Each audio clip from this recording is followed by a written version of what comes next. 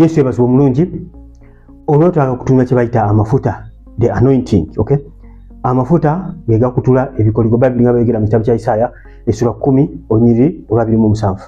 Weetaaga amafuta mukwano gwange okubanga okutula ekikoligo ekyo. Ina embeera ekulemeddeko, waliwo amafuta, waliwo ekigera ky'amafuta kye weetaaga okubanga okutula embeera eyo.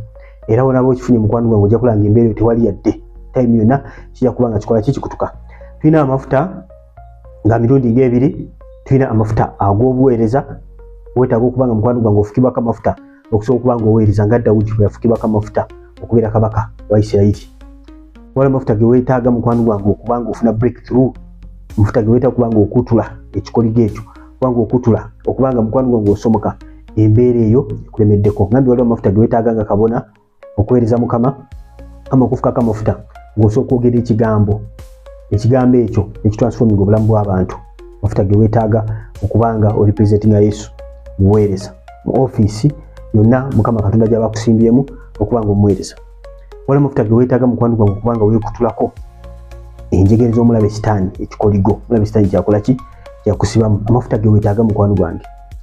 Weetaaga amaanyi okumuvinga akagaali okasota. Weetaaga amaanyi ge mafuta g'oba okozesa, amaanyi go. Oba osota oba obaaninga energy mubiri gwo, era bwo exhaustinga akagaali kaba tekakyakola ki? Kaba tekakyatambula. Abavuga emmotoka weetaaga amafuta abamu ge bayita gaasi okubanga mukwano gwange omuvinga emmotoka eyo. Buli kintu kyonna kyonna ekitambula kyetaaga ki? Kyetaaga amafuta inene we okusinziira ku mafuta g'okozesa. Okay?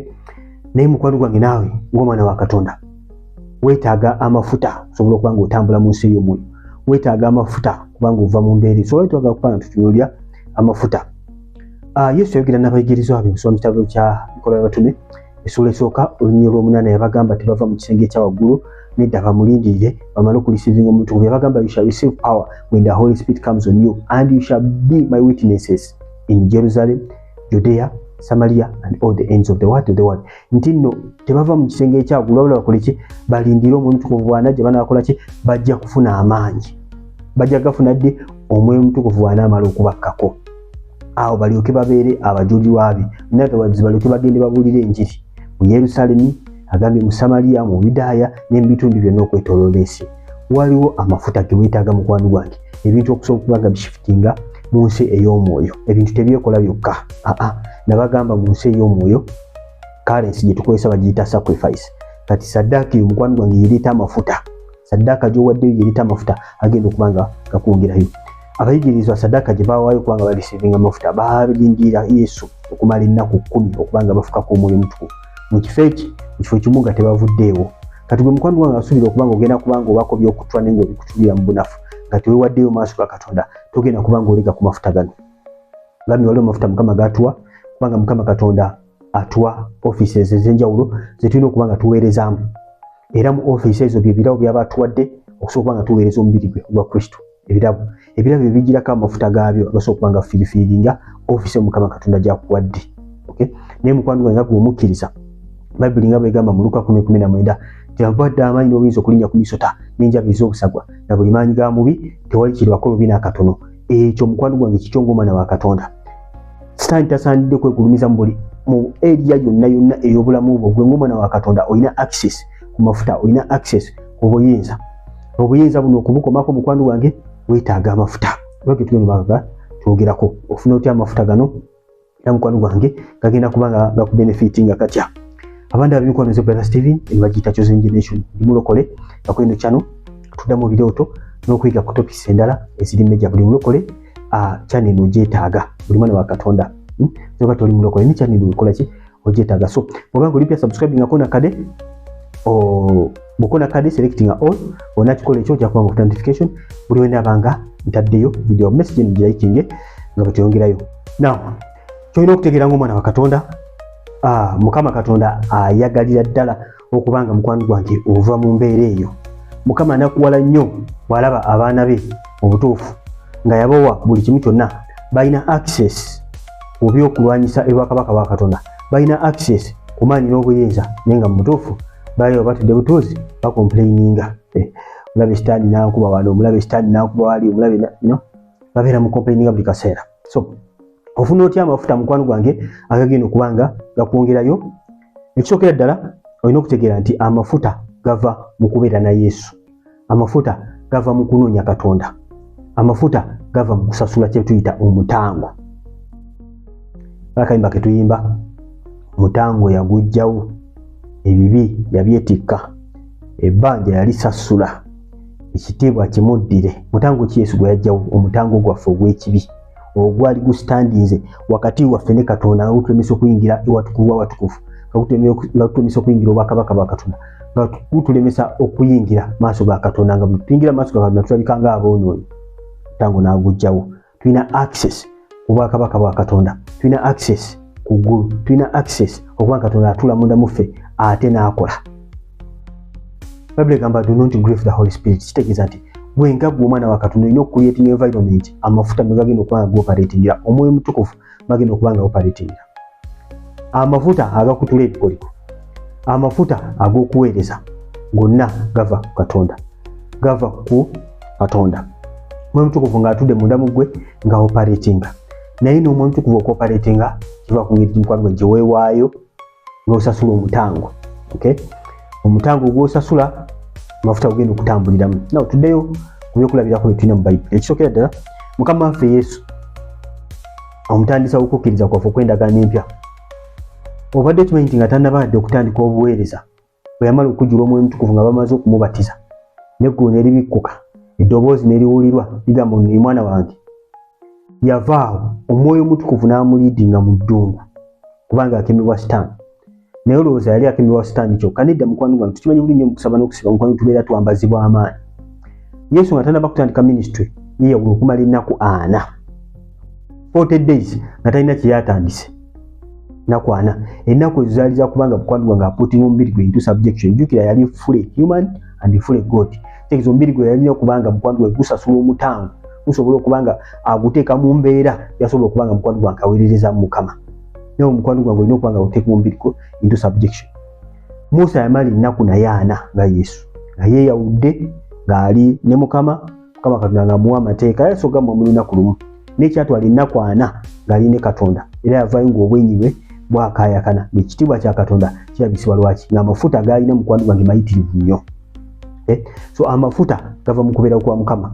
Musa nga tannaba kumiitinga Mukama ku lusozi Horebu, yamusisinkana. Musa ali alunda nte, yali yadduka mu Misiri ng'assa omuntu, n'adduka ku Horebu eyo yasanga Jethiro yali kabona aba Midiani, n'amuwa ensolo alunde, n'amuwa ne muwala waawase, nga ebyobuweereza si byaliko.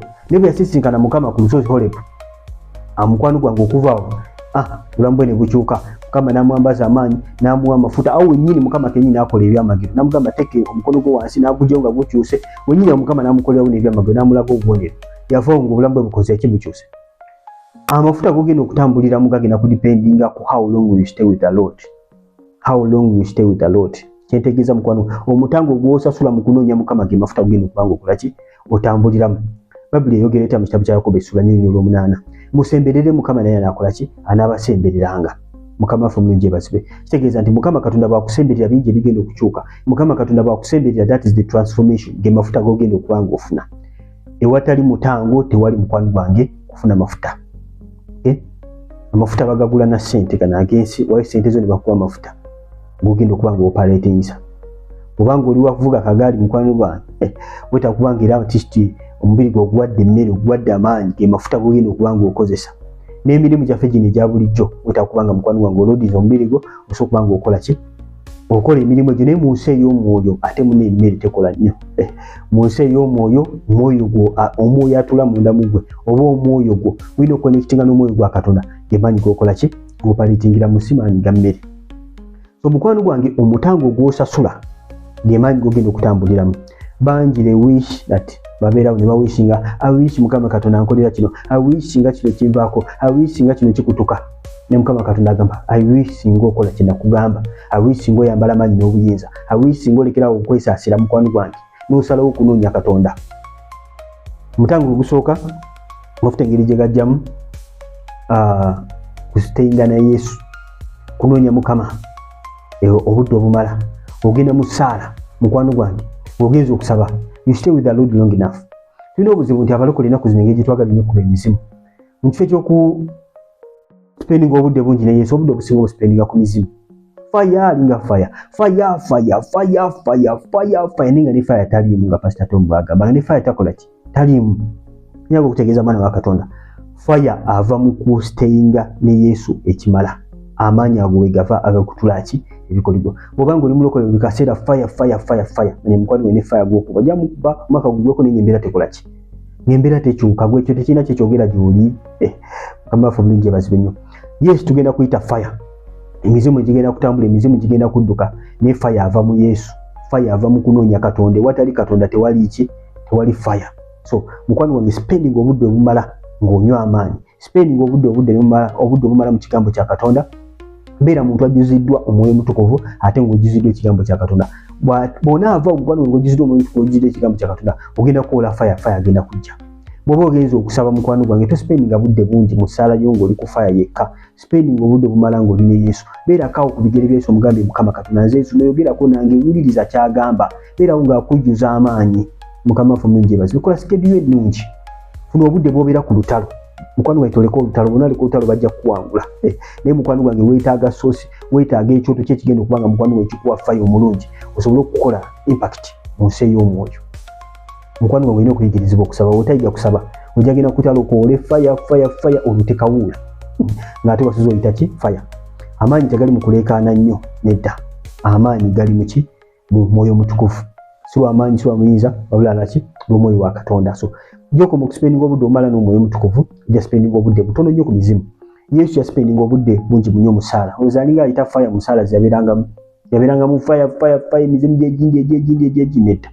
Yesu bwe yatuukanga mu kitundu emizimu gyajjanga gy'ali egivunnama waali ne gyegayira lwaki spend quite time nga mu nsi azimba omubiri gwe azimba omwoyo gwe Mukama waffe omulungi yeebazibwe nnyo ng'azimba omwoyo gwe. So bwe yatuukanga ku mizimu just one word two words done Mukama waffe omulungi yeebazibwe.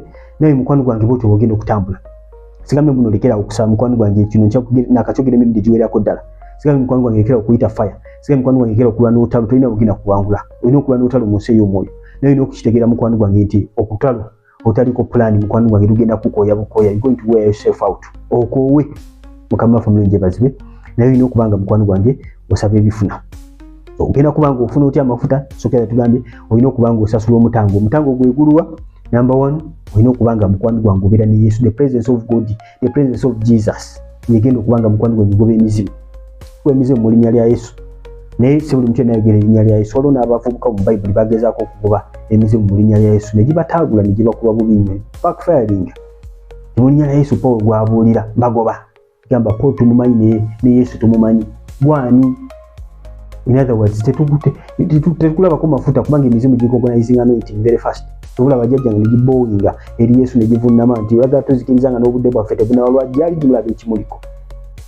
Neebuuza emizimu bwe gikutunulako mukwano gwange giraba ki giraba kamere kaajo oba gikulaba mukwano gwange oliko ekyenjawulo oba gikulaba mukwano gwange obadde ne Yesu Mukama waffe omulungi yeebazibwe.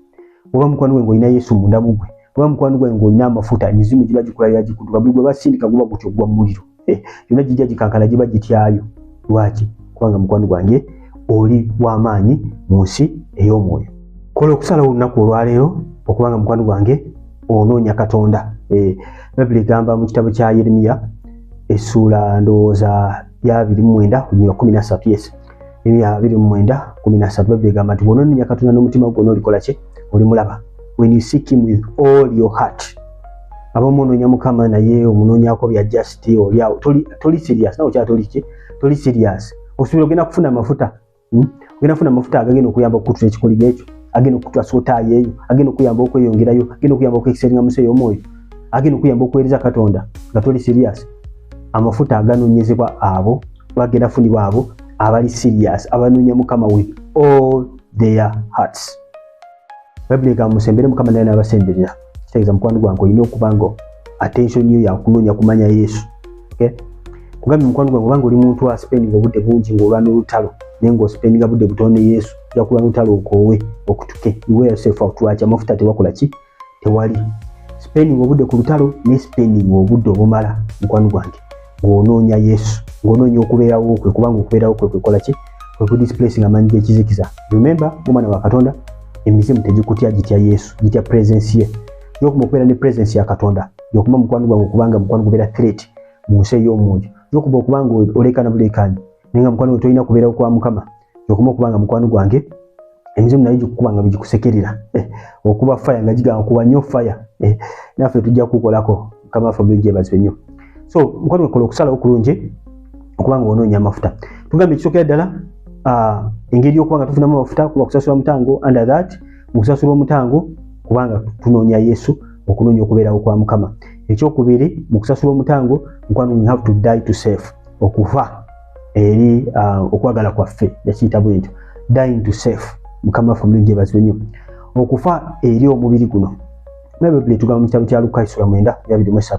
okubanga twetika omusalaba gwaffe di lunyo lunyini Bibuli tugamba buli lunaku omuntu yenagenda okubanga mukwano gwange oyambazibwa amaanyi omuntu yenagenda okubanga otambulira amafuta yegwe muntu asazeewo okubanga ofa eri okwagalako okubanga ofa omubiri gwo guno okuteeka ku subjection okubanga gwetikka omusalaba ngono omutango gw'amaanyi okwetikka omusalaba kwekuluwa okutema omusalaba okutema emitino kulo omusalaba n'ogwetikka otambuze ku buli omusalaba okwesikwe kwetikka omusalaba gwo okugoberera Yesu nedda okwetikka omusalaba gwo okugoberera Yesu is to crucify your flesh Mukama ffe mulungi yeebazibwe nnyo to crucify your flesh to put into subjection okweta omubiri gwo okubanga gugondera Katonda okweta omubiri gwo okubanga guteeka ku subjection okubanga mugwana guproducinga omwoyo gwo ne gubeera nga gw'amaanyi nnyo n'okubanga okucrucifyinga omubiri guno okubanga gugondera ebintu eby'omwoyo kiyitibwa okwetikka omusalaba Mukama ffe Yesu weetikka omusalaba gwe mukwano gwe yali akucrucifyinga mubiri gwe ng'akubwa embooko nga bamufugira amalusu nga bamuduulira nga bamukola all sorts of things ku mubiri gwe and his body was put into subjection so naffe okwetikka omusalaba gwaffe buli lunaku kitegeeza mukwano gwe crucifyinga mibiri gyaffe to crucify our flesh for the sake of our spirits omuntu akola ebintu ebyo bibiri byokka kubanga mukwano gwange osasula omutango ogw'okubanga obeera mu kubeerawo kwa Mukama ate mukwano gwe n'ocrucifyinga omubiri gwo nga teweekkiriranya mukwano gwe ogenda kubanga mukwano gwe ofukibwako amafuta ogenda kubeera ku kikozesebwa kya Katonda ogenda kubeera bwa muwendo mungi mu maaso ga Mukama ogenda kubanga mukwano gwange olitaininga amafuta go kubanga tulina veso yegwe veso gwa holding amafuta Yesu agamba tasobola kuyiwa mwenge musu maliba makadde kyategeeza tasobola kwanoitinga maliba makadde kitegeeza omuntu yenna agenda okubanga ofuna amafuta olina okubanga oyita mu transformation olina okubanga mukwano gwange eddiba lyo liziddwa bujja tokyatambulira mu kibi Mukama ffe mulungi yeebazibwe nnyo osobola okubanga tokyatambulira mu kibi nga tonoonya Mukama ani agenda okufukako amafuta osobola okubanga tokyatambulira mu kibi nga tokyacrucifyinga mubiri gwo tokyanoonya Yesu mukwano tubeera mu ssaala n'ofukamira okumala essaawa 2 ng'osaba ya crucifying our flesh waki kubanga omubiri gwagala kubeera nga gubeera ku TikTok gwagala kubeera nga gubeera mu birala era gubeera uncomfortable kugamba oluddewo nnyo osabidde ebbanga ddene oluddewo okola ki njagala kugenda njagala kwebaka kumakya n'ozuukuka ng'otutu kyakuluma omubiri nga gugamba gwagala kwebaka n'ozuuka n'okucrucifyinga n'ogutwala wali ku maviivi n'osaba n'omunya okubeerawo kwa Mukama kye bayita okwetikka omusalaba gw'omukwano gwange Mukama Katonda agenda kukuwa amafuta bw'onaasalawo okusasula omutango and this is for every believer Bibuli gamba obubonero buno bunaagendanga n'abakkiriza obubonero Bayibuli bweyogerako buva ku mafuta g'oba okuŋŋaanyiza tebalikola batya balisangako abalwadde emikono ne bakola ki ne bawona si ye mafuta gakola baligubanga emizimu mu linnya lyange kati emizimu mukwano gwange gikwetoolodde olaba ebikoligo biringa ebikoligo obubonero buno si bwa bapasita Bibuli gamba bunaagendanga n'abakkiriza bapasita bokasi be bagoba emizimu naawe osobola okukola okusalawo n'ogamba ngenda kubanga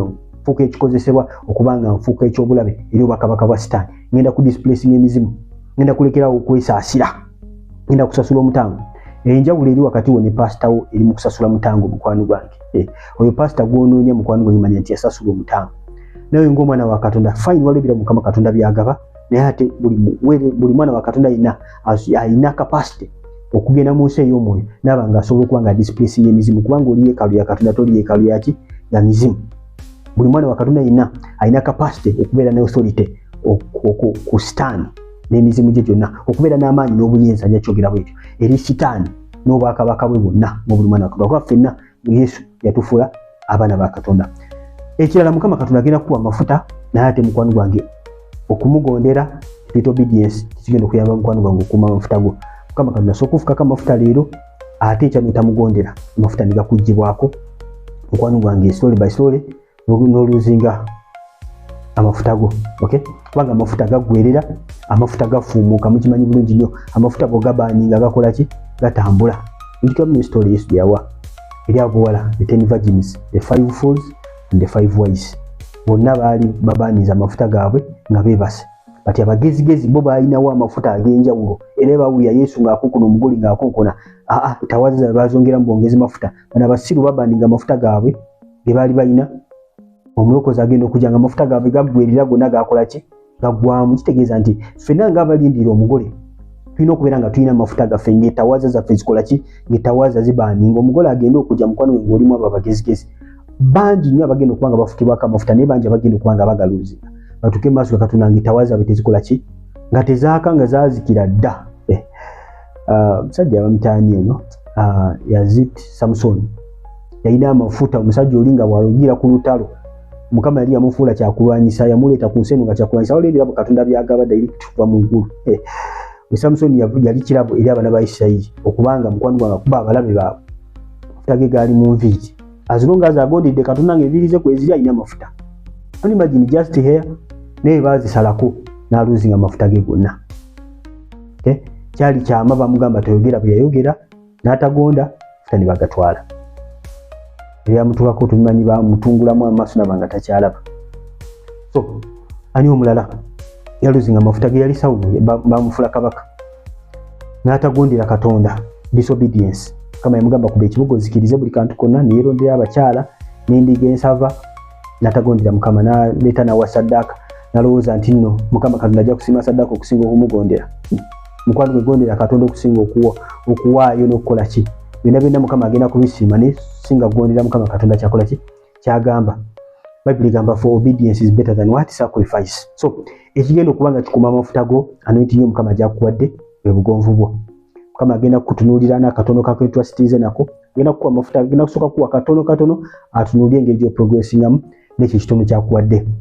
Bw'onaba mukwano gwange oli muntu Mukama bakuwe amafuta nafukako otufuta otono bwoti n'ofuna amalala n'okola otya, mukwano gwange ojja kuba ng'ofiirwa level ezigenda okuba nga ziddako kubanga amafuta nago galimu categories. Wali amafuta agatandikirwako, wali ag'abakabona ate wali n'ag'abakabaka.